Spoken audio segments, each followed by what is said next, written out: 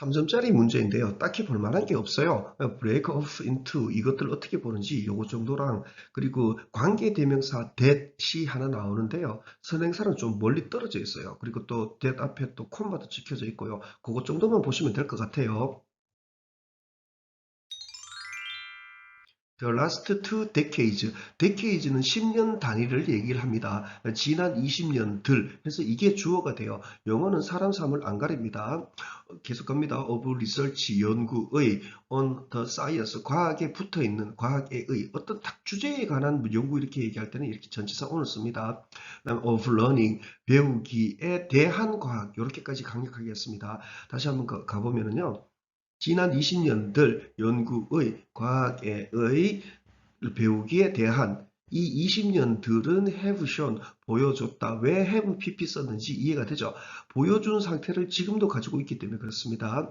결론적으로 that 보여줬죠. that 우리가 기억한다라는 것을 어떤 것들을 더 잘 그리고 더 길게 if 주어가 동사한다면 주어가 동사한다면 더 잘 기억한다 이 말이 되는 거죠. 그래서 if 이런 것들 부사 절이 됩니다.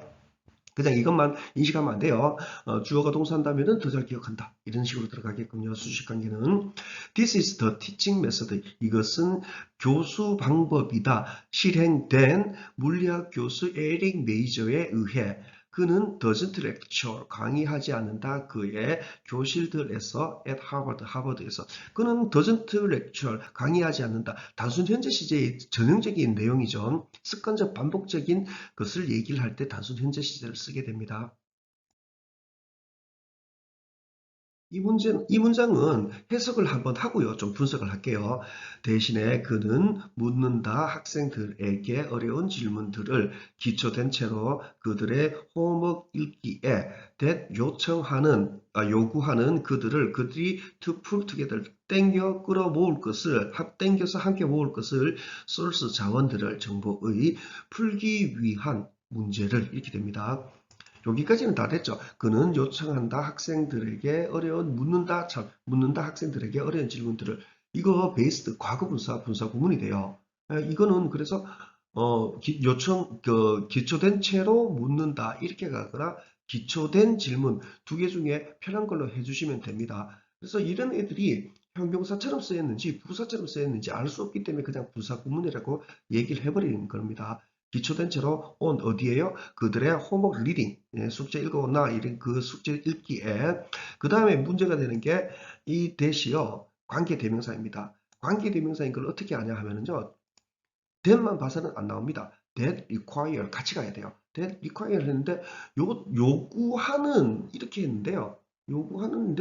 요구한다는 얘기인데 이게 대시 분명치가 않아요. 그러면 그것은 요구한다 이렇게는 되지가 않죠. 세 문장도 아닌데. 그래서 이거 앞에 뭐가 달려 있는 거구나 이렇게 하는 겁니다. 그리고 관계대명사가 되는 거예요. 선행사는 이거가 됩니다.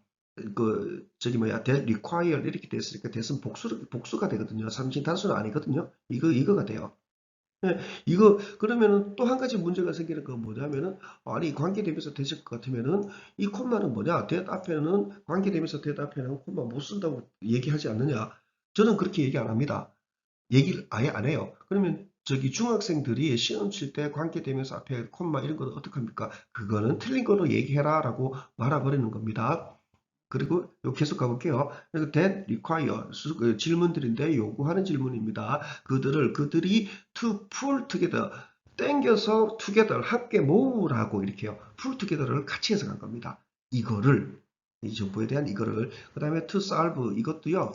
풀기 위한 information 풀기 위한도 되고요. 풀기 위해서 pull together 끌어모아라 이것도 가능합니다.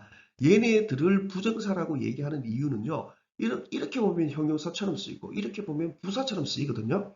이거 지금 형용사로 쓰였는지 부사로 쓰였는지 구별을 못하기 때문에 품사와 못 정하겠다. 부정, 긍정 부정이 아닌 아이고 정할 수가 없다. 부정사라고 얘기를 하는 겁니다. 계속 갑니다.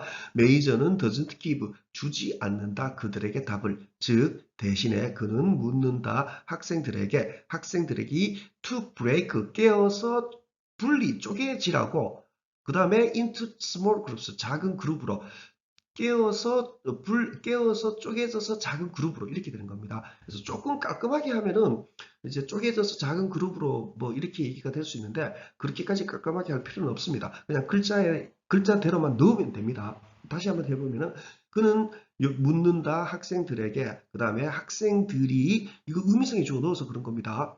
얘네들과 이제 앞으로 할 거니까요. 얘네들이 break off 깨어서 분리해서 작은 그룹으로 이렇게요. 그리고 토론하라고 문제를 그들 사이에서 이렇게 됩니다. 이거 디스커스 이거 이 또 and 이것도 이런 것도 병렬 나오죠. 이거 이쪽으로 넣었습니다. 이쪽으로 A and B 병렬로 넣은 겁니다.